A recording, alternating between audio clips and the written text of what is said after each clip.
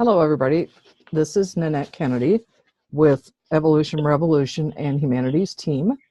And this is our weekly discussion group of Conversations with God, Awaken the Species, Book 4. And it's by Neale Donald Walsch. And we are on the beginning of chapter 19. And today, Angela's going to read for us because Linda is out of pocket today. So, Angela, you can go ahead and start whenever you're ready. Great, thanks, Nanette. So we're on chapter 19. Here we go. Well, that takes care of the concepts of insufficiency, justice, and punishment mentioned in items 5 and 6. Now, what about item 7, ownership? Are we to own nothing? You may do whatever you wish, but in the civilizations of highly evolved beings, there is no such thing as ownership. What is so bad about having something to call your own? Gee whiz, is every single thing we're doing on this planet wrong? There is no such thing as right and wrong. There is only what works and what does not work, given, I know, given what it is you are trying to do. Yes, I keep repeating myself because you keep repeating yourself. You keep falling back on human concepts that have no meaning for an awakened species, like right and wrong. But what is so non-functional about having something we call our own? It seems to work just fine for most people. You mean for most people who own most of the stuff. Even most people who do not own most of the stuff want to own more. Of course they do, because many of the people who do own most of the stuff are largely keeping it for themselves. The economic system you've put into place virtually guarantees that. There are exceptions, of course, but they are exceptions, not the rule. Surely you see this. You said yourself when we first began talking here that 85 of the world's richest people hold more wealth than 3.5 billion, half of your planet's population combined. Yes, and of course I do see this. But I want to speak sometimes in this dialogue in the voice of James Thurber's Everyman. Most people, all of these iniquities aside, would not want to give up the idea of ever owning anything, of ever being able to call anything their own. How do members of an awakened species do it?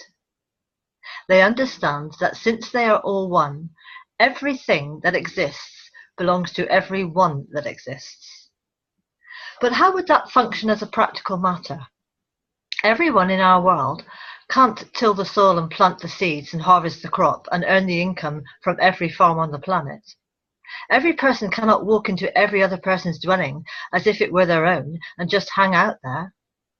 First of all, there wouldn't be a place big enough, and even if there were, could there be no privacy?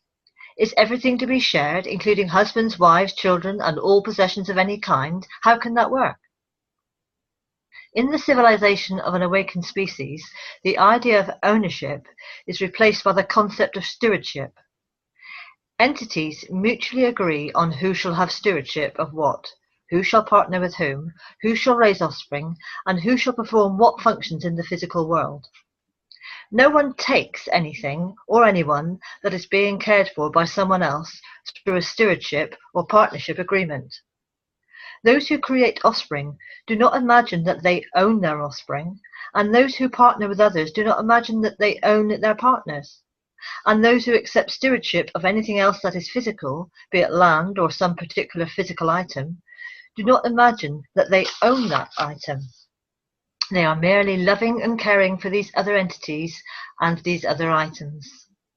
No one imagines, for instance, that because they are stewards of a particular parcel of the planet on which they have embodied, they own the minerals and water and whatever else is under that parcel, down to the center of the planet. Nor does anyone imagine that they own the air or the sky above a particular parcel as high as the sky can go.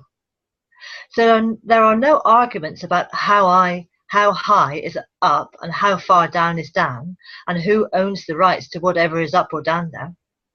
Such discussions would seem pointless and totally out of keeping among beings who understand that they are all one, and that no single entity or group of entities can possibly own a chunk of a planet, much less what's high above and far beneath it.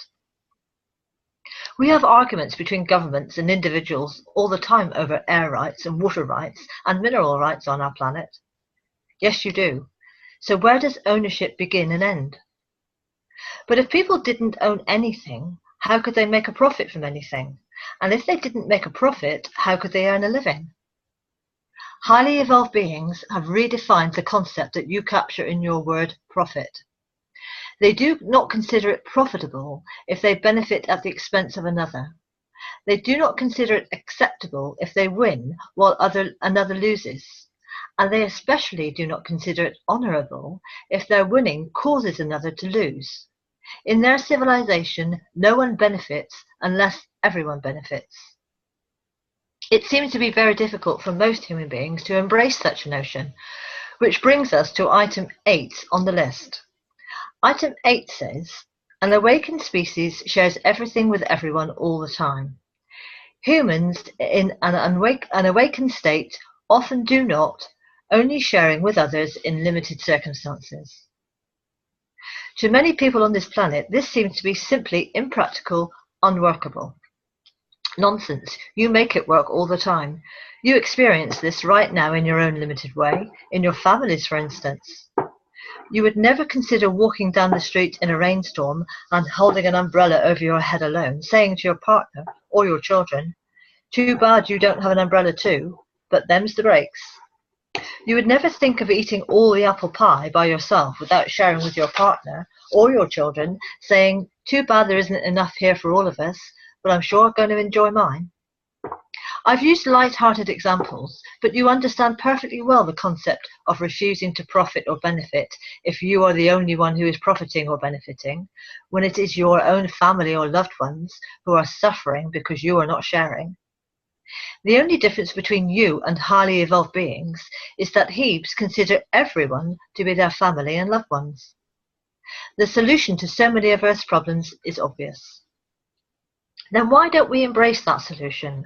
What stops us as a society from seeing the obviousness of that and sharing everything with everyone? The reason that you do not behave this way on Earth is that you do not think there is enough for everyone, and so you have to make sure that you get yours. It is the idea of scarcity that stifles the idea of full and complete sharing. But there's more than enough for everyone, with food, water, energy, and nearly everything that we need to stay alive. We have a problem of distribution, not a problem of insufficiency. That is largely true. You can share freely and lavishly all the gifts, talents, skills, knowledge, and abundance that life has given you, and watch life circulate back to you everything you require to stay alive. You will surprise yourself with the knowing and change your value system because of the knowing that you actually require much less than you may have thought to stay intact in a particular form as a body, and nothing at all to stay alive as a soul, given that staying alive is something you will always do and cannot not do. It is merely a matter of what form your existence will take. That is, of course, the question you answer with every choice, decision, and action in your entire life. What form shall my existence take? What your planet could benefit from right now are a few more humans willing to demonstrate and model a new form that humanity could take, based on their belief in sufficiency and sharing, and in this way helping to awaken the species. These models will have to self-select, however, because no one is going to appoint or anoint them. Hence, the third invitation. But as I said earlier, how would we earn a living if everybody shared everything with everyone, and every definition of profit had to include benefit for everyone? The experience of living is not something that one should have to earn. Life is a gift given to all of you, and it is not something you should have to make yourself worthy of every day of your existence. A system could easily be devised by any civilization that would allow society to fulfill individual and group needs without the members of that society having to sell their soul and abandon their dreams in order to survive. I hear that.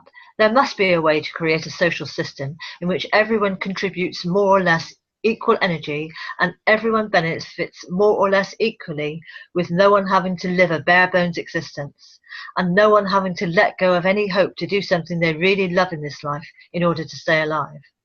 Until our whole society changes, it's not going to be easy to create this, I guess. Actually, your whole society will change when the majority sees how easy it really is for those of you who choose to lead the way. I said earlier that the object of self-selecting to help awaken the species was not to declare yourself to be a leader, but rather one who has been led by a deep inner knowing to another way to be human. Remember always that a leader is not one who says, follow me. A leader is one who says, I'll go first.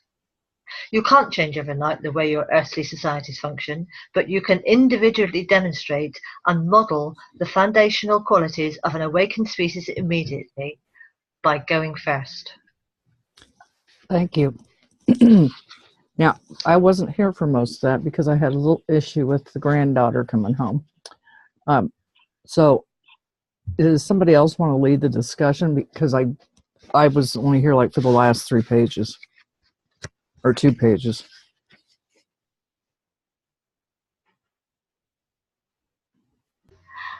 Well, yes, I would say this is what we're here for. We're here to go first. We all need to lead by example. And this is, like I said, we're here as a group to do this. And I was thinking, I was talking with Alton earlier, actually, because I came on it an hour early. And I was thinking about my suggestion last week of us coming together in sharing the thought each week. And Alton was saying about just sending out the love, basically. Sending out the love and to the rest of the universe, and in that thought, bringing others to us, to our evolution revolution, to get to critical mass. And let's just do this. I mean, I think on the Global Oneness Day, I think I heard it that the Dalai Lama said, Western women will bring peace to the earth. And I think, we've got men here, great, but we've got to do this. Let's just do it, live it, be it, and do it. Over. Perfect. Anybody else? That was perfectly perfect. Thank you. So, Angela, are you saying that in our intention for the meditation at the end of the program, at the end of the book club, we will state it clearly? And if I understand you correctly, you're saying that we are inviting highly evolved beings from the multiverse to meditate with us, to uplift the vibrations of this group and thereby the planet. Well, actually, no, Shabana. I was thinking about humankind on this planet. I was thinking about sending the love out to everyone else. But yes, of course, highly evolved beings are part of us, in that we're all everything. We are all one. So yes, let's ask for their help as well. Let's ask for their help, and let's get this evolution revolution underway. Well, we are underway. We're doing it. We're here. It's happening now. We are all part of it. Yes, I just wanted to ask you, Christine, are you there? I guess Christine's not there. I'm here. You're here? Okay. Going along with what Angela has just said, which I never would have thought of.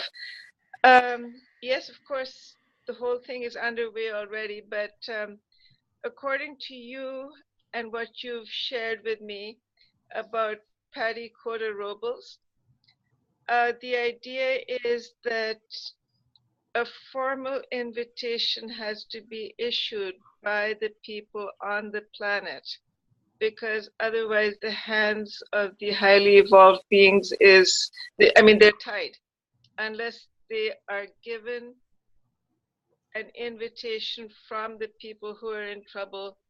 They're only onlookers. Is that Well, we have to be in touch with our I am presence, because every single person is sacred, and I am are very powerful words. I don't know, like I've been doing Patty's work for a long time. I was there, I guess 5 years ago, down with her in Arizona. What she said last week, I can just read it to you. And I've been memorizing this and saying it throughout my day. I am my I am presence, and I am one with the I am presence of every person on earth and the entire company of heaven. Transmute, transmute by the violet fire all causes and cores not of God's desire. I am a being of cause alone, that cause is love and the sacred tone. Transmute, transmute by the violet fire all causes and cores not of God's desire. I am a being of cause alone, that cause is love and the sacred tone. Transmute, transmute by the violet fire all causes and cores not of God's desire. I am a being of cause alone, that cause is love and the sacred tone. So, I consider all of us that follow Neil's work and Patty's work and, all the folks on Global Oneness Day, HeartMath, I do consider that we are the pioneers leading the way for this new paradigm that we're giving birth to here on Earth. Does that answer your question, Shabana? Yes. Sorry, yes, it does. I almost muted myself by mistake. Here's what I'd like to ask everyone in the group. See, I find this very exciting because as far as I can tell, the place that I'm living in here, Edmonton, Alberta, we're dependent on the North Saskatchewan River for our water. And that is fed by glaciers. It's dependent on ice melting. And our problem is that we're getting flooding. That because the glaciers are melting so fast, we're in serious trouble here. So for me, it's an urgent concern. And what I'd like to do from a personal point of view, this affects me directly, is if I could possibly have your permission to just invite the highly evolved beings to lift up our vibrations as we meditate for 2 minutes. It would do our glaciers a lot of good. Can I speak to that too, Shabana? There's a group of us here in Victoria that do landscape zodiac work, and we've been to Mount Shasta, we've been all over Canada. This year, a group of them went to Up Island, and one of the people in the group, Zia, is a shaman who was trained in a South American tradition. But she sees the melting of the glaciers. The humanity's consciousness was in a frozen state for so long, and she sees the melting of the glaciers as the opening of our consciousness. You can't treat a living being, which the Earth is, the way that we have treated her as a species and expect her not to be upset. Once we start respecting nature, then everything falls into place. Like, we brought the wolves back to Oregon, and then, everything came back into balance, but now they're killing the wolves in Oregon. So, everything's going to go out of balance again. Like, we're each a thread in a tapestry of divinity, and we've just lost sight of that. Okay, I see what you're saying is that I've got to get out of my mindset fix the glaciers because we need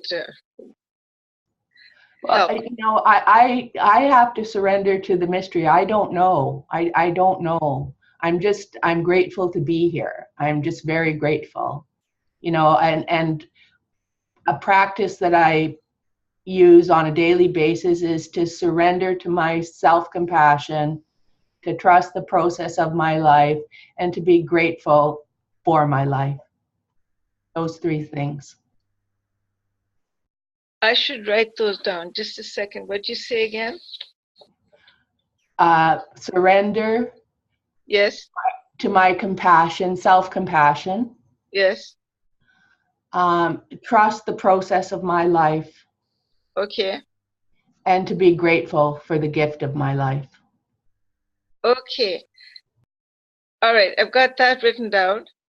But what I found even more interesting is something you said earlier, Christine,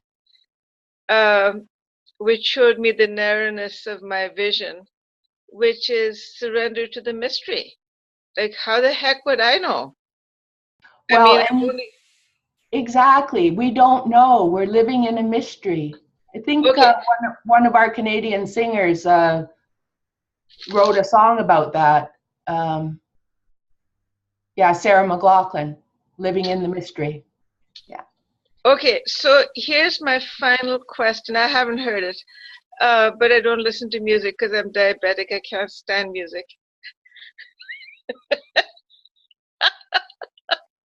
You are funny. No, it just bothers me, that's all, because of my blood sugars. Anyway, here's the story, is that I think what Angela's saying is very valuable for me because I meditate without any, I just meditate end of it, and then I come out of it and I move on. But for a focus for a group like us, I'm wondering if it would help to, first of all, just invite the company of heaven and the beings of light from the multiverse, because they're watching and they're eager to help, but they can't just do it without a formal invitation. They need that. And the second thing is that for us as a race and for the planet as a living entity, to be shown the guidance, to be shown love. Is that okay? Absolutely. And from my understanding of my longtime work with Patty Coda Robles, the company of heaven and the beings of light are beyond ecstatic with how far we've come in, the last 25, 30 years.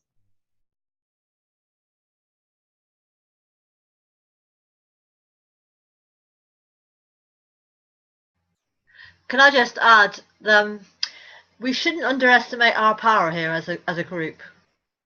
Exactly. We're very powerful, beyond what we've ever been led to believe. We're magical beings. The biggest fire starts with one spark. That's true.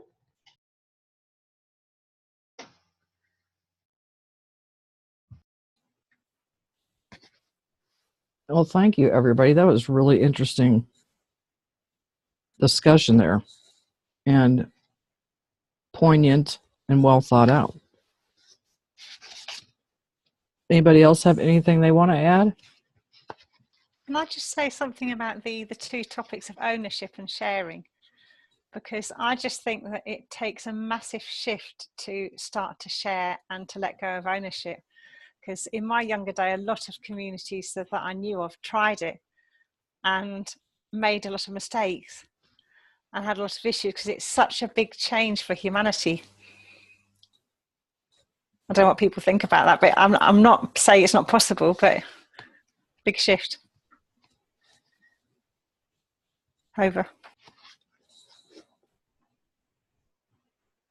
Yeah, about 20 years ago, we tried that in London, Ontario too. And, it's a start, and mistakes are part of the learning. So, at least you tried it, right? And you go back and you refine it. That's how we learn. And I We're not there yet, obviously, but there's more and more of that energy that's coming into this plane.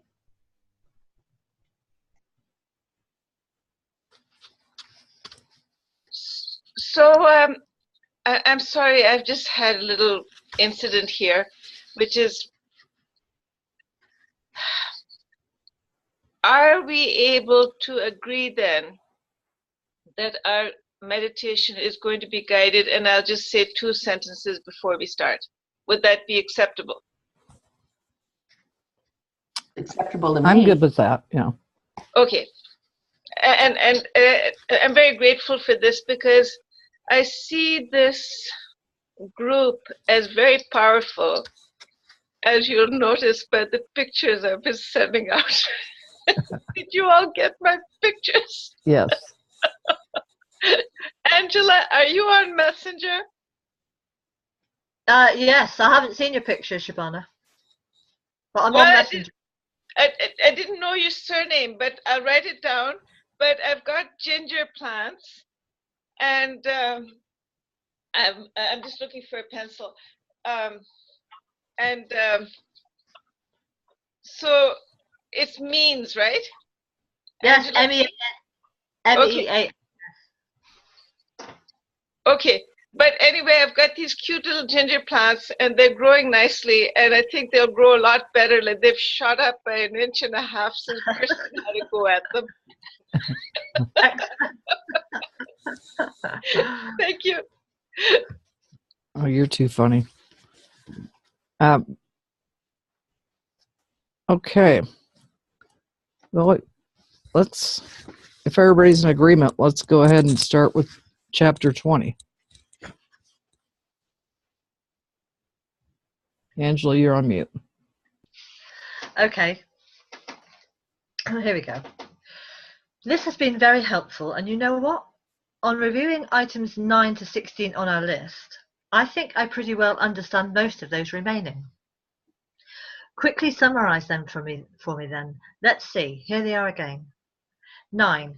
An awakened species creates a balance between technology and cosmology, between machines and nature.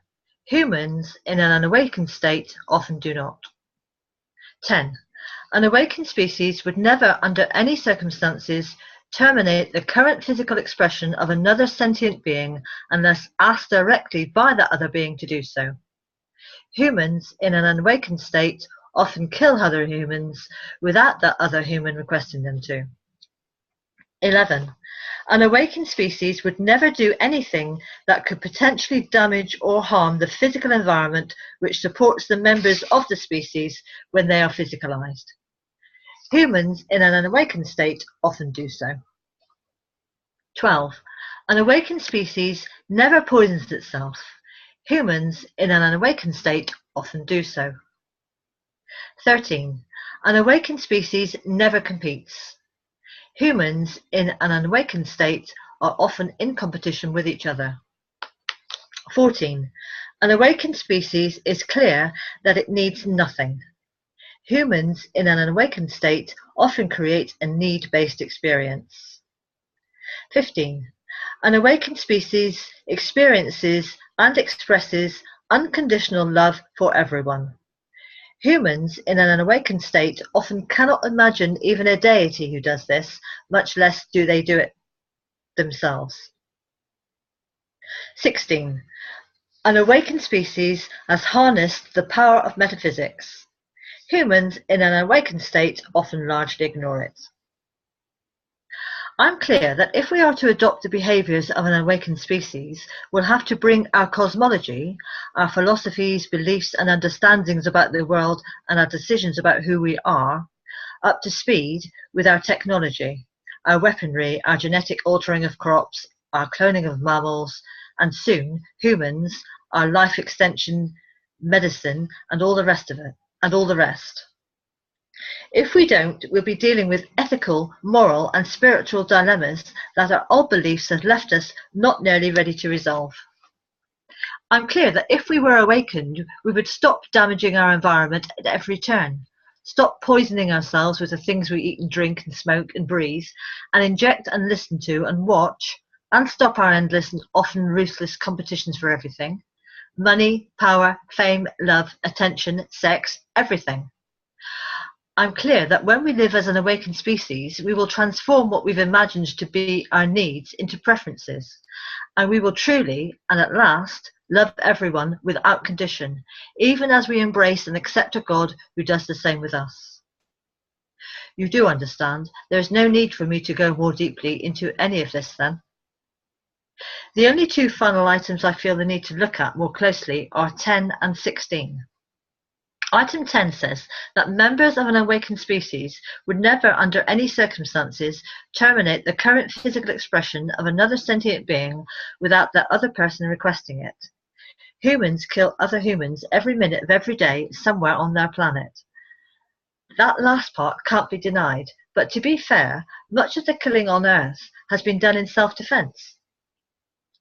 All attack is called a defense in primitive cultures. Yet even as what you term defense, a heap would never terminate the physical expression of another sentient being without that being having asked it to do so. We don't have a right to defend ourselves. Wow, that expectation is so high that no one on this planet could possibly buy into it. Even our religions and our laws tell us self-defense can justify killing. Are you saying that we do not have the right to protect ourselves if we have to kill another to do so? You have a right to do anything you wish. What you are invited to remember is that every act is an act of self-definition. If you wish to define yourselves as a species that kills its own kind in order for some of its kind to survive, you may do so and no one will stop you. But the day may come when you will choose to stop yourself, if only out of seeing that in your frenzy to protect your species, you have nearly destroyed it.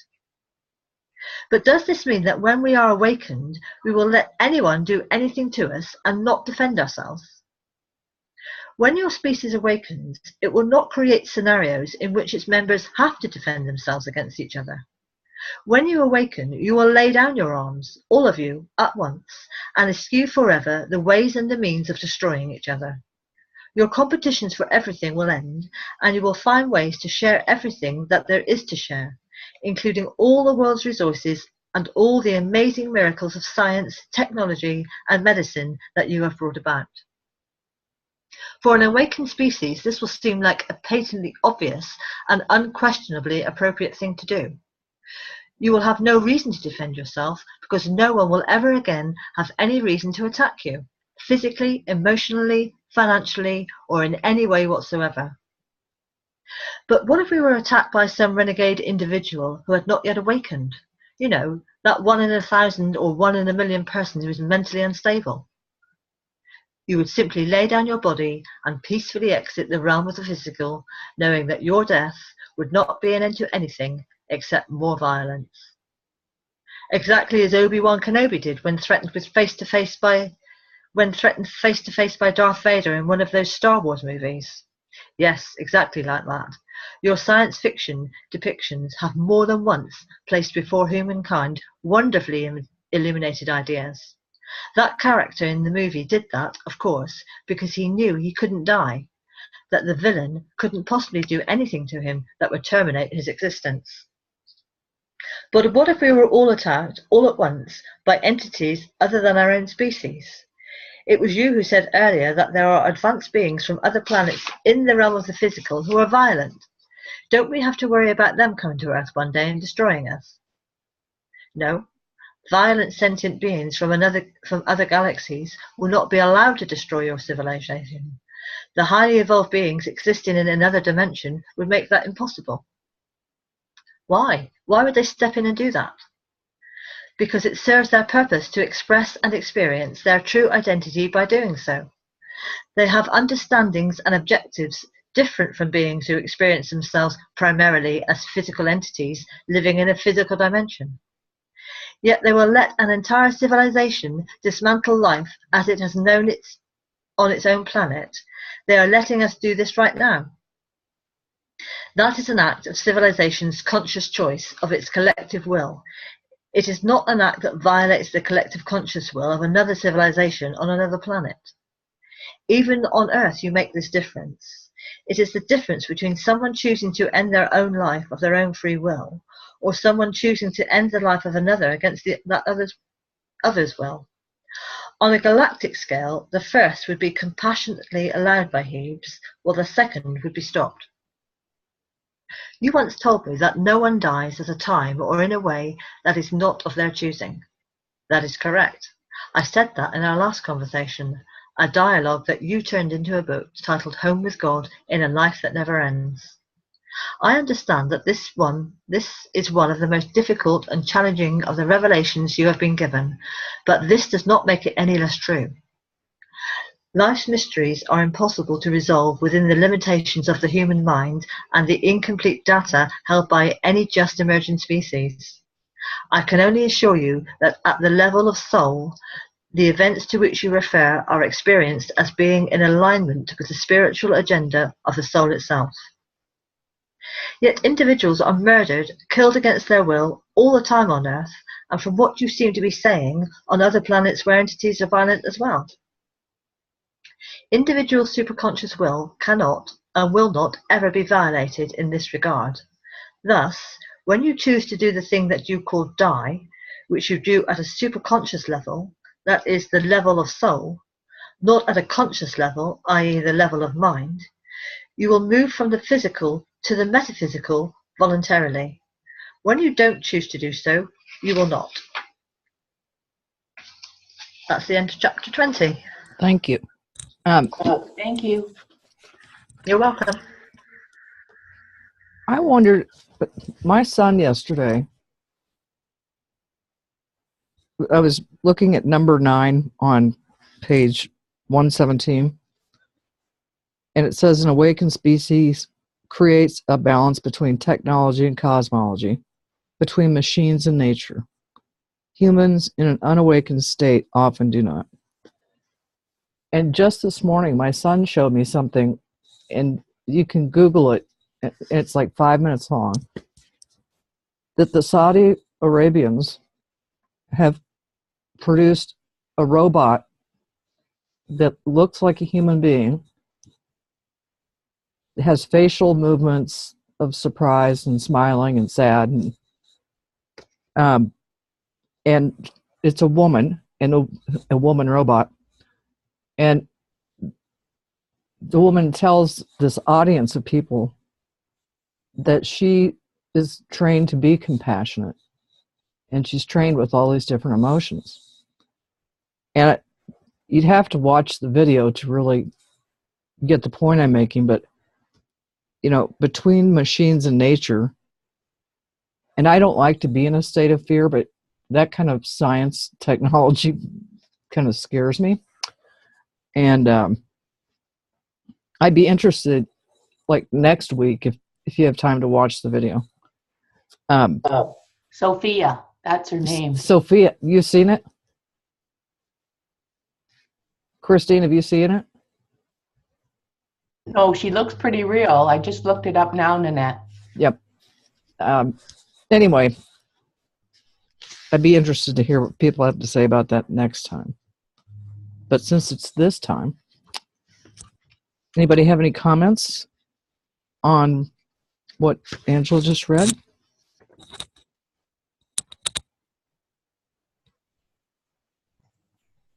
Well, Neil, what Neil says is always spot on, right? It's always spot on. I can hardly wait to get that meditation going, because this is civilization's conscious choice to kill ourselves. I mean, the 1% and, you know, the starving masses in the world, like, we accept it. We think that's just fine. We whine about it, but we don't care. We're not doing anything to change it. As long as we live in North America, we're good, thank you. I don't think that's true, Shabana. We brought an awful lot of Syrian families here. I know the group that I belong to, we brought over, the synagogue brought over one brother, and the Liberal Party brought over another. And I think there's a lot of more compassion today than there was yesterday. And I saw something very inspiring on the PBS News last night of this little girl in Syria who, you know, her mother did this blog, and then now she's moved to Turkey, and, you know, she hadn't seen like fruit or fresh vegetables for a long time, but, you know, she just was basically saying every day when she's doing this, her mother's taping her little video that she's putting out there, is we just want to be children.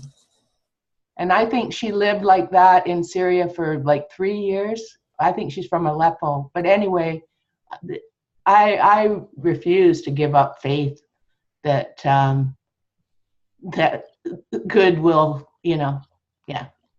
I think Well, I agree with Neil. We're very young. Well, I just love you for that. Every time I start to be negative, you pull me right out of it. Gotta thank you for that. Yep, Christine has a wonderful way of doing that. And Shabana, I kind of took what you meant to say, that not necessarily us right here aren't doing anything, but as a nation, a world. And Neil was talking about it, how there is enough food, there is enough water, and for whatever reason, and I think because Neil does a lot of good deeds as well, and I understand. I have a sister that said to me one time, I had just been to South Africa, and I said, I've never seen such poverty, ever.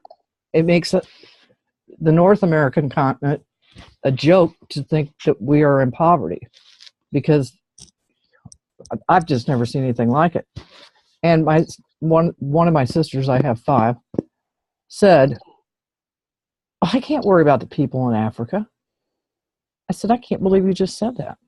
I'm not asking you to sit around and be worried, but you can't just not care. Which apparently that did not go over so well. But anyway. No, but that's just serious. I mean, you know, out of 5 sisters, you got a range of levels of understanding. But I'll tell you, the biggest poverty is the North Korean and Trump going at each other. You know, I mean, there's poverty, and then there's playing with matches and blowing up the whole globe. Just because of Trump's pride. I mean, maybe they won't let him have it, but the fear that's circulating because of that, like, I'm scared. Well, that's the politics of fear, and that's what he promotes. But I can tell you, Shabana, we have a humanities team coordinator in South Korea named Sandra Do, and she's a social worker who spent her career in the United States, and then she moved back to Korea. And on Global Oneness Day, or a few days before, there was a group of them. I'm not sure how many. She sent pictures. You can go on the Global Oneness Day site and see them. And they had a view of North Korea, and, you know, they meditated, they prayed, they danced, they played music, all for the purpose of unification. Well, it's got it. I can't think of anything more valuable than meditation. I mean, and especially meditation, which will bring these fellows down, the highly evolved beings, because, I mean, it says here that if you're committing suicide, well, okay, bye. But, but if you're, I mean, if we're asking for the help, like, I'm just so fired up, I'd like to do the meditation right now. You know, if we could. I mean, it's 2 minutes and we can go back to the discussion. That's fine with me, because we're not going to start another chapter this late anyway. Okay, so may I just say the prayer before we start? Well, I was going to say, well, there's Angela. Her little Brady Bunch square moved. Like, where'd she go? Angela, where are you, Angela? She's Sorry. here. there What you did go. I miss? Okay, so may I start the meditation, because I'm in a little situation right here, so I'd like to get that meditation moving Definitely. I have to get off the line, okay? Definitely. Let's go. All right, thank you. So I'm just going to say, Almighty God, we're praying to you now to ask that the highly evolved beings, the company of heaven and the beings of light, help us, because our species is bent on committing suicide. The political situation, the terror, the fear, the economic and social and emotional inequality need help. Please give us what we need. Amen.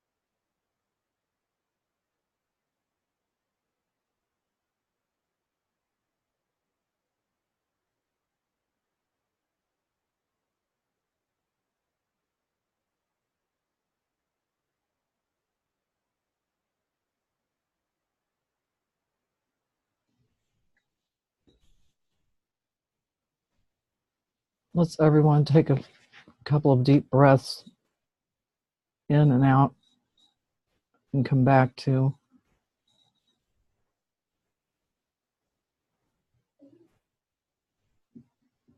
wherever we're coming back to.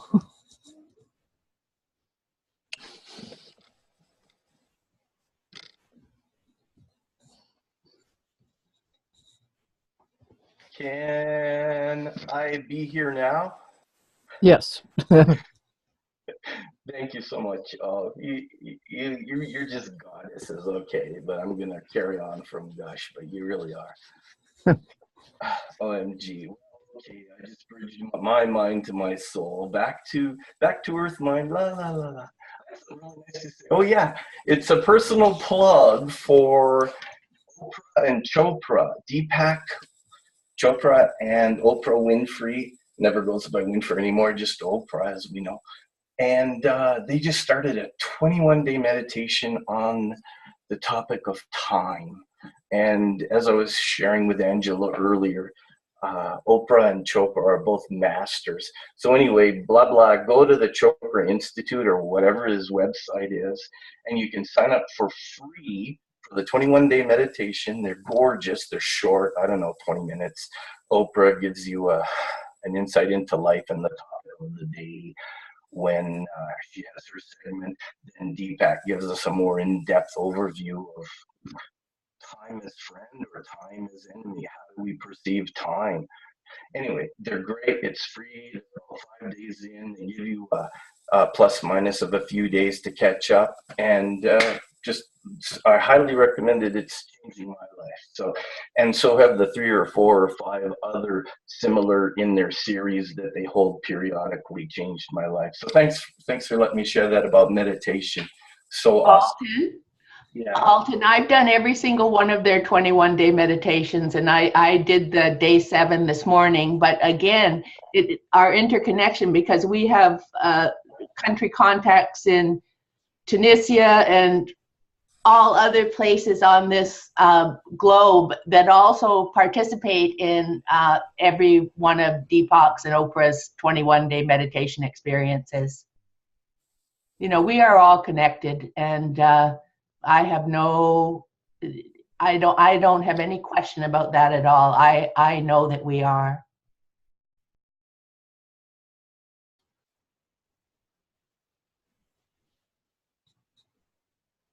I'm just so amazed that the minute I finished saying the prayer before our meditation, the door opened and I had to go. So, yeah, I don't think that God himself wants us to ruin the planet. I mean, I really believe that this connection is a heart connection, that the love we feel has to be, I mean, the idea is to unite people. And I feel that this is a powerful group. And by the way, Nanette, you're so full of light. Look at you. Look You at you. are. You're like a crystal, Nanette. Yeah, Thank you. it's. I've been staring at you since we started. Yep. The sun just came out of the clouds, so it's coming in from my living room, which is behind me. But it's still. Latent being in that. Thank you. Thank you for bringing that up, Shabana. Well, it's just hard to miss, darling. See, when I'm reading, I end up leaning over on my right-hand side of my chair, and then when I see myself, I move up. Yeah. Yep. So I'm getting the beam of light. Genius. Well, one of the things I will do, Shabana, and I got my granddaughter here right now, but I'll try to get the recording up ASAP, so that you can go ahead and do the meditation again. And I was listening when Alton was speaking. He was talking about Deepak and Oprah, and then he said Oprah and Chopra, and I thought, God, if she married Deepak Chopra, she'd be Oprah Chopra. Your mind Deepak went there. has actually made that joke, Nanette. He said if Oprah and I got married, she'd be Oprah Chopra. Oh, Oprah. I didn't know that he'd made that joke, but it's. I kind of wandered off there for a second. I was thinking, Oprah Chopra. All right, which really adds to this discussion. Really? Anyway, since it's about time to wrap up, I think we are going to wrap up. And unless anybody has any last parting words of wisdom. I'm just so grateful to this group, and that we come together every week. I'm very, very grateful, and I'm grateful that Alton, that you've come and to be part of this group every week, and how faithful you are. I'm just so grateful. Ditto. Yeah, I'm happy to be here too. I look forward to this Sunday every week. Well, I like what Alton has up above his chopped wood. Mm-hmm. It's very, very comforting to see that kind of unity. Mm-hmm. And that cat, Sarah, matches your hair. She got it from the cat. She won't stop. Took a snip of the cat hair, took it to the beauty parlor, and said, I want this. And thank you, Angela, for reading today as well. Yes, thank you so much, Angela. Yep. Yeah, You're welcome. it was great. Yeah, and Christine, I'm almost mad at you for being so positive. Oh, I like to laugh at my funny show as much as possible. In little tiny Victoria, we have about a dozen laughter yoga leaders, and the gratitude dance was already born in Victoria. There's more to be grateful for. Yep. I lived in Victoria in the 70s for a while. It was a blast. And right now I'm thinking that all of us are full of greatness. Yes, accept the truth. It's true. It's true. We are full of greatness. So to be grateful for the greatness we are full of is kind of the latest poem. You're welcome to quote or misquote it anyway, because you're all great. As are you. And I agree with what Kristen said. I'm glad that you've become a regular part of the program. I almost called it the You show. bring balance to No, us. the Brady Bunch show. Yeah, the Brady Bunch show. Yeah. Can- No, I would second that, but definitely, Alton, it's great to have you aboard. But I was just going to say, I messaged Michael Gregory earlier and just said, did he know that we were reading book 4? So I'm waiting for his reply. I would love to have him back. For those of you who don't know him, I think, Sarah, you know who it is. I'm not sure about. I know. think Christine does. Do you, Shabana? Very, very has a great take on a lot of things. But I've missed him, and we'll just get some of the people that used to come back. Just say, if you want to, we can't force you to. But anyway, we're going to run over here. We have run over. I love you all, and I am very grateful that you people are in my life. Me too. Love you too. You're a great bunch. You're a great bunch. We are a great bunch. The Brady Bunch. Brady Bunch. Well, Google the gratitude dance, Alton, and you'll see the Inner Harbor. It's just, yeah. Hollywood Squares. Yeah. Yeah. Bye, everybody. Bye. Love you all. Oh, Bye. love you all. Bye.